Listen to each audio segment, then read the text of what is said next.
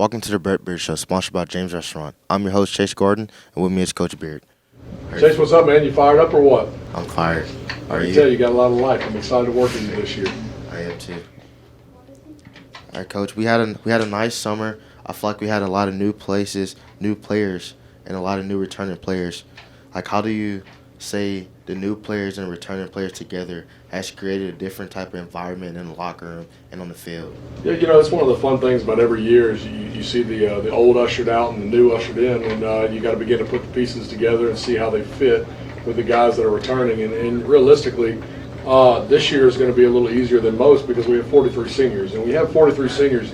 You have a unique bond in that locker room. You have a brotherhood in that locker room to where it kind of polices itself to where all our newbies can kind of fall in and learn the standard that we are at Denham. And those pieces, after all the hard work you've done, after everything you put in the weight room, those pieces will begin to sort themselves out. And we got a lot of returning guys with a lot of guys with a ton of experience. So put that with 43 seniors. We got a program that's on the rise, and really excited about this group. Yes, sir. I feel the same way. We had a very good summer. I feel like everybody learned something. Going in 7-on-7, I feel like we was there, being able to explode. Showing people that we have a new Denham Springs Yellow Jackets football team. How do you feel about the summer 7-on-7? Yeah, we always start a little slow because we finish up spring ball. I give you the rest of May off to kind of be a kid, finish up your exams in your school, take some vacation, and then when we come back that Monday, we're playing 7-on-7 on Wednesday. So we really have a couple of days to kind of gear up for the 7-on-7 league. So, it's nothing for us to start a little slow, but I was actually a lot more excited with the way we finished this summer. I thought we played really well those final 2 weeks. And, because of it, you saw the growth every week, which is what you look for. You see, guys getting a little more comfortable with the offense and, defensively flying around, getting comfortable with the different coverages we're trying to work on, which sometimes those are 7-on-7 coverages and not always what we do. So, you got to school that up to kind of survive that June. But really, I thought we got a little better and really excited about how we came out of June and going into July. Well, we played Zachary in a scrimmage. I feel like, we played different. I feel like we digged ourselves in the hole, but we was able to get out the hole and we was able to play at a higher level than we did last year. How do you feel about the way we played? Yeah, I thought we the set part. I thought we did some really good things. Again, you're trying to work through the kinks and the bugs and all the newbies kind of getting that experience. And you just happen to be lining up against one of the powers in Zachary. So there's a lot of nerves you gotta fight through right there, getting kids comfortable. And then I thought we handled that quite well. Even our 2s and 3s I thought did a really good job. Going to the live part, we started a little slow like we tend to do, which wasn't anything new. Spot on 14, and then we came back, which was a lot of fun to see, where we're at in a situation like that. Again, with 43 seniors and guys that have been in the program, the quarterback threw a pick six, and really he didn't bat an eye. He came over and everything was still very calm on the sideline and normal, and we felt good even where we were at, and go ahead and get those out of the way. And he responded quite well. And again, when your quarterback does that, you just kind of you kind of see that even keel, that calmness kind of settle in to go with the organized chaos that football is. And I think we got a chance to be a really good football team. I thought we proved that against Zachary, showing that we can get hit in the mouth, showing that we can flinch and fight back. And that's a big deal to see early on. All right, Coach, let's take a look at the highlights from the scrimmage. Zachary's quarterback gave the ball to the running back, and he scored it for a touchdown. Coach, how do you feel about this play right here? Well, it was the opening drive where they had tried to go at Jaden and complete the big pass to the big receiver a few times throughout the night, and then they finally hit it in that opening drive, and this was the finish of that opening drive for them. Again, they came out with a little life, and we've got to do a better job of weathering the storm and starting faster. Even though you're looking at a halftime spot, with the live scrimmage, we started a little slow, dug ourselves a hole, but we were fine to bounce back. Jackets ball number 1 to John Gomez pass. He picks it off, and looks like Zachary's returns it for a touchdown. How do you feel about this play right here, Coach? Yeah, again, anytime you give up a pick six, it's never good. And percentages when the offense gives up points tends to kind of waver in their favor greatly, and it kind of throws that percentage in their favor. And again, they had just hit a big play. They finished the first drive, and we come out to answer up, and we throw a pick six. As you can see, not a great read, but these are things we want to go ahead and work through and get out of the way now and let Dijon just get comfortable back there. You know, he hadn't been a full-time starter at this point, and he's got to get comfortable doing what we ask him to do, and you know, making these mistakes he's going to learn from, and because of it, we're going to get a lot better. But you know, we dug ourselves a 14-point hole, and here we are again in a situation where we're digging out of it. Next Jackets drive, Dijon Goldman back to pass. He passes it, finds Hayden Ray open. Hayden Ray moves down the field, and he scores a Yellow Jacket touchdown. Coach, how do you feel about Hayden Ray? Yeah, been a huge addition. I mean, that big old boy, you look at him. I mean, he's he's a heck of a player. He's got the big body. He can run. He can jump. He can really do everything for us that we're going to ask of him. You know, he can play with his hand in the ground. He can play with in line. He can play he can play out wide. Really can do everything we need that kid to do for our offense to be explosive. And you can see how athletic he is for 270 pounds kick and roll. And because of it, you know, you're going to see a lot of these big plays this year. I think what he brings our offense is a chance to make those big plays. And who better to make them than the kid that's going to be setting them up. So really excited to have him. A huge addition to our locker room. And you're going to see some really big things with him all year. Number 88, Johnny Bravo up the kick. And his kick is good. A few plays later, Zachary's quarterback scrambles out of the pocket, finds someone to throw it to. He throws it, and his pass is intercepted by number 18, Quentin Clark.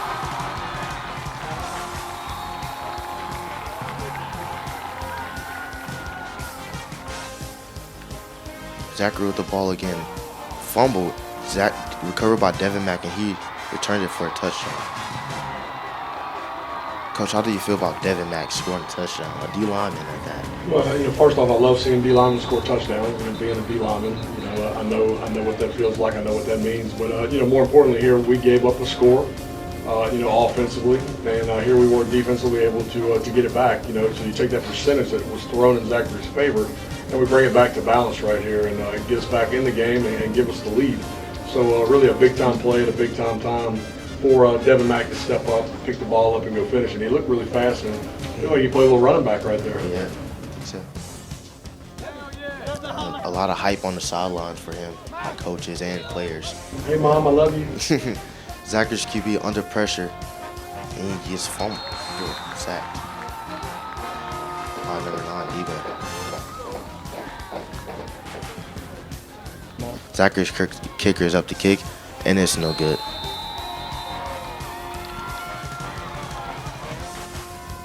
Broncos are back to pass. Pass is complete to number 6. He's hit by number 18, Quentin Clayton, fumbled, and recovered by number 11, Cedric Pope. I feel like this play right here was a big play in the ball game for us. You know, it gave us a chance to come out with a win right here. You know, you saw like a lot of energy on the sideline and on the field and from coaches. You know, Coach, how do you feel about this? Yeah, you know, we had to come up with a stopper. They had a big return, put us in a bad spot right there with defense back against the wall again, and defense came up again with the turnover. You know, 2 drives late in this game that were big time tests for our defense, and both times they passed the test. So really excited to see where we were there. To bend and not break mentality and need the big play and come up with a big stop and a big play, and that's exactly what we did.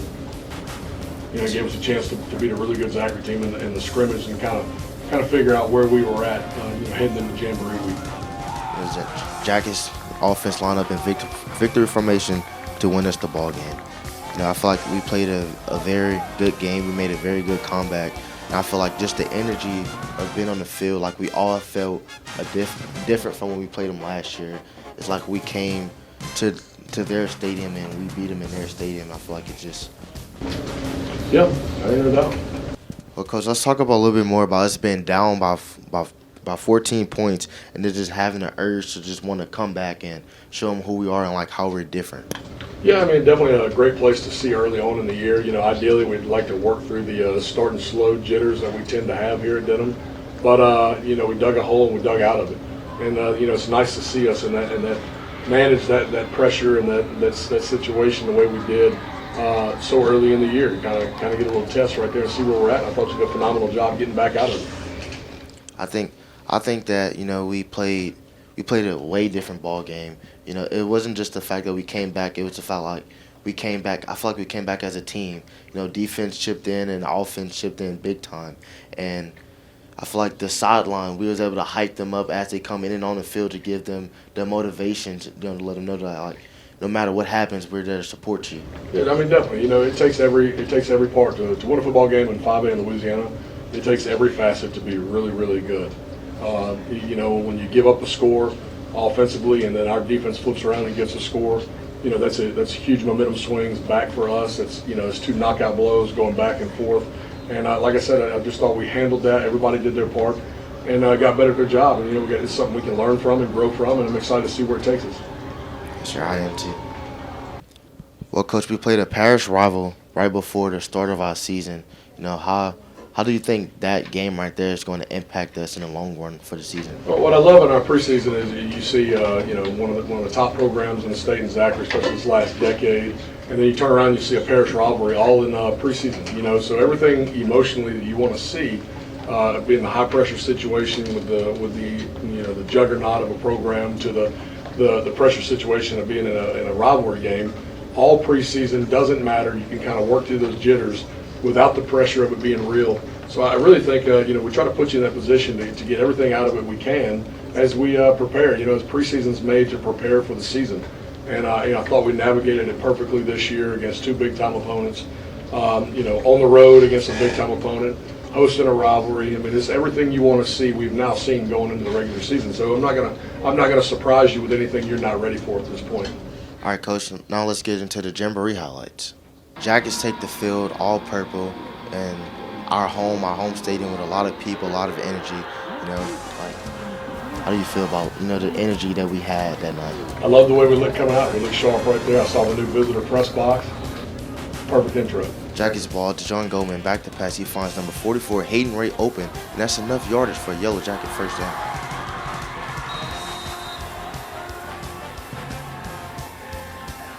DeJohn Goldman handed off to number 4, Tanner Kerner, and he runs it, and that's just enough yardage for another Yellow Jacket first down. DeJohn Goldman back to pass. Pass intended for number 5, Brendan Paul, but it is incomplete. Number 88, Johnny Bravo up the kick, and his kick is good. Number 1, DeJohn Goldman back to pass, finds number 44, Hayden Ray, open once again, and that's enough yardage for Yellow Jacket first down. DeJohn Goldman is back to pass, finds number 44, Hayden Ray. He's moving downfield. He has broken a tackle already. He's moving. He's fast. He breaks another tackle, scores the Yellow Jacket first touchdown of this ball game. Scores now 10-0, including the extra point. The crowds are going crazy. Sidelines going crazy. Everybody's just excited to see. Coach, how do you feel? Yeah, you know, the flip out to him is going to be a big part of our offense. He's going to make the first man miss like he does, and the big boy can run. He gets to rolling down that sideline. It's going to be hard for some of these DBs to knock him off track and knock him off his feet. And you can see number 2 right there couldn't get it done, and you know, he finishes in the end zone exactly where he wanted to be and where we all wanted to be. And it's a big time play, and what we needed to finally get that touchdown and get him a touchdown. So good point to be going 10-0. Number 88, Johnny Bro, off the return to kick the ball off to Walker. Walker's returner looked like he's running down the field. He's moving, dodging hits, breaking tackles, and he scores a Walker touchdown. That's how you feel about this, you know, this touchdown right here. And like, what do you think could have been better, you know, going into special teams at least? Yeah, we got to do a better job covering. You know, we give you a chance to kick it in the end zone. You got to kick it in the end zone. And when you don't, you have to cover the kick. You know, we did a poor job right there in the middle. We let it split wide open. We're trying to do too much and get around blocks and not get back in our lane. And when you do that, you park the Red Sea right there. And it came wide open, and they had everything, you know, in the middle. And we did a poor job covering the kick that we got to kick in the end zone. And because of that, this is what happens. And these are the things that cannot happen to us that we've got to get worked out right now. And that way it didn't happen again. Walker's up the kick, and the kick is no good.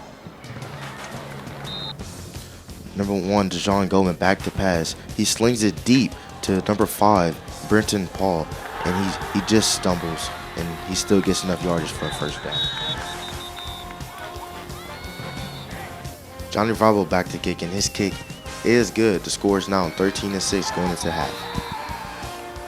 Jackets ball, number 1, DeJohn Goldman up back to pass. Passes number 44, Hayden Ray. He breaks a tackle and just tackle right after the first down. Goldman hands it off to number 5, Brendan Paul. He runs it in for a touchdown. The score is now 20-6. Big play right here. Coach, how do you feel about this play? Yeah, the biggest thing is we finished a drive. The only thing I have a problem with is we were kicking a field goal before that, had a penalty that gave us a second chance to finish the drive, which I'm very glad we did. But we've had 2 drives stall out, which we've got to get better and be grittier when it comes to finishing these drives. And we did just that with a little help from a penalty, but I love the energy. Brenton Paul played really well that night and showed who he is. Walker's quarterback scrambles outside of the pocket. He's dodging tackles, spinning around tackles. He's tackled by number 18, Quentin Clayton, fumbled and recovered by number 27. This is a big-time play for the Jackets. Let offense go out on the field to get another drive, to try to get another touchdown.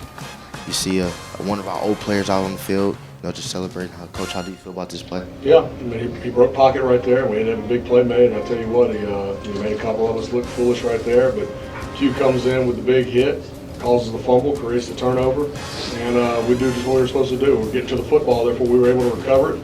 Our ball, big hit, a lot of fun right there. You see the energy. Gaspard coming out, plays college football now for us. It really gave us a little life right there, and exactly what we needed to finish this game in a rivalry setting. You see Quentin Clayton just hyped right there, and John coming behind him just hyped. Everybody's hyped, sidelines hyped, crowds hyped. Luke Wilson's back to punt. He kicks it to number 47. He picks it up and he goes.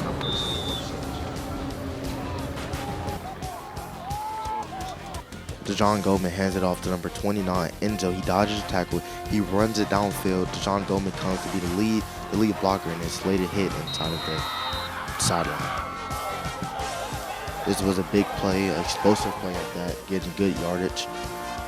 Hand it off to number 29, Enzo Landry, and now the clock is running out. Jackets, just the end of the ball game.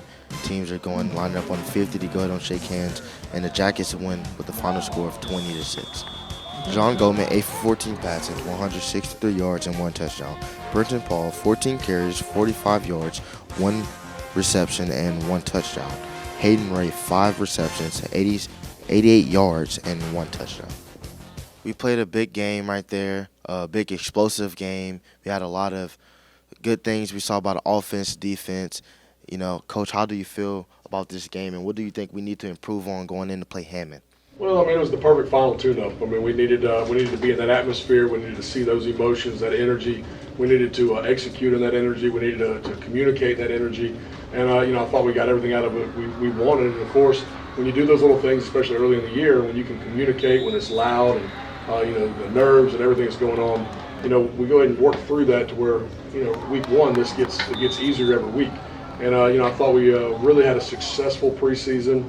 Really fired up about where we're at. Got a lot to learn, got a lot to clean up off the tape, and really at a good spot as we get ready to navigate this schedule. Coach, we know we go on the road to go play Hammond. There's a lot of new things that they might throw at us from what they threw at us last year. What are some key factors that's going to play in to going out there, play them, and have a chance of going 1-0? Yeah, first off, we're going to a big-time opponent.